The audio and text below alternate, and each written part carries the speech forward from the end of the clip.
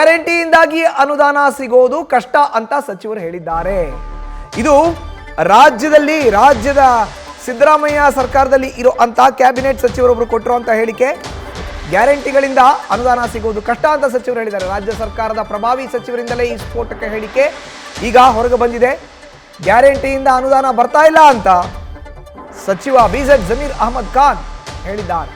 ಅನುದಾನ ಸಿಗೋದು ಕಷ್ಟವಾಗ್ತಾ ಇದೆ ಅಂತ ಜಮೀರ್ ಅಹಮದ್ ಖಾನ್ ಹೇಳಿದ್ದಾರೆ.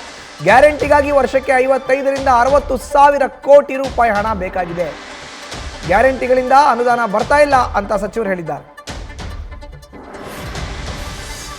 ಗ್ಯಾರಂಟಿಗಳು ತಮಗೆಲ್ಲ ಗೊತ್ತಿದ್ದಂಗೆ 5 ಗ್ಯಾರಂಟಿಯಲ್ಲಿ 55ರಿಂದ 60 ಸಾವಿರ ಕೋಟಿ ಆಗ್ತಿದೆ.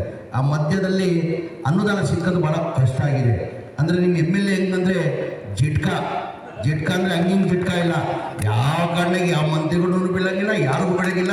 ಕೊನೆಗೆ ಅವ್ರ ತಾಲೂಕು ವಿಚಾರ ಬಂದರೆ ಕೊನೆಗೆ ಕಾಲಕ್ಕೆ ಬಿಟ್ಬಿಡ್ತಾನೆ. ಕೊನೆಗೆ ಕರ್ಣ ಅಂತ ಬಿಟ್ಟೆ ಅಣ್ಣ ನಂಗೆ ಗೊತ್ತಿಲ್ಲ ಅಣ್ಣ, ನನ್ನ ತಾಲೂಕು ಅಭಿವೃದ್ಧಿ ನಾನು ಮಾಡಲೇಬೇಕು, ಅದು ಏನಂತ ಗೊತ್ತಿಲ್ಲ ನನಗೆ, ನೀವು ಯಾರು ಕೊಡ್ತಿರೋ ಬಿಡ್ತಿರೋ ಗೊತ್ತಿಲ್ಲ, ನನಗಂತೂ ಕೊಳ್ಳೇಬೇಕಂತ ಹೇಳ್ಬಿಟ್ಟು ಸೀದಾ ನೀರುವಾಗ ಕಾಲಿಗೆ ಬಿಟ್ಬಿಡ್ತಾನೆ. ಕಾಲಿಗೆ ಬಿಟ್ಟು ಏನಾರು ಮಾಡಿ ಬುದ್ಧು ಅಂತೇಳಿ ನನ್ನ ಅನಿಸಿಕೆ, ನಾನು ಅಲ್ಪಸಂಖ್ಯಾತರಲ್ಲಿದ್ದೀನಿ, ವಸತಿದಲ್ಲಿದ್ದೀನಿ. ನನ್ನ ಅನಿಸಿಕೆ ನನ್ನ ಇಲಾಖೆದಲ್ಲೇ ಹೆಚ್ಚಿನ ಯಾರನ್ನ ಅದನ್ನು ಅನುದಾನ ತಗೊಂಡಿದ್ದಾರೆ 224 ಕ್ಷೇತ್ರದಲ್ಲಂದರೆ ಇವನೊಬ್ಬನೇ ಅಂತ ಹೇಳ್ಬೇಕು.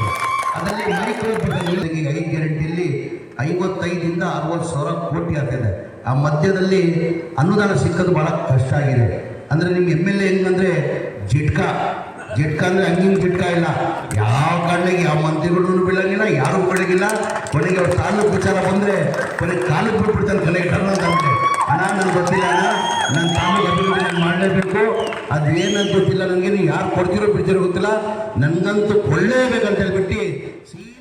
ನೋಡಿ, ಇದು ಸಚಿವರು ವೇದಿಕೆಯಲ್ಲಿ ಶಾಸಕರನ್ನ ಕೂಡಿಸ್ಕೊಂಡು ಶಾಸಕರನ್ನ ಹೊಗಳುವಂಥ ಭರಾಟೆನಲ್ಲಿ ಕೊಟ್ಟಿರುವಂಥ ಸ್ಟೇಟ್ಮೆಂಟ್. ಗ್ಯಾರಂಟಿಯಿಂದಾಗಿ ಅನುದಾನ ಸಿಗ್ತಾ ಇಲ್ಲ ಅಂತ ಸಚಿವ ಬಿಜೆಡ್ ಜಮೀರ್ ಅಹಮದ್ ಖಾನ್ ಹೇಳಿದ್ದಾರೆ. ಪ್ರಭಾವಿ ಸಚಿವರು ಇವರು ಸಿದ್ದರಾಮಯ್ಯ ಬಣದಲ್ಲಿ ಗುರುತಿಸಿಕೊಂಡಿದ್ದಾರೆ.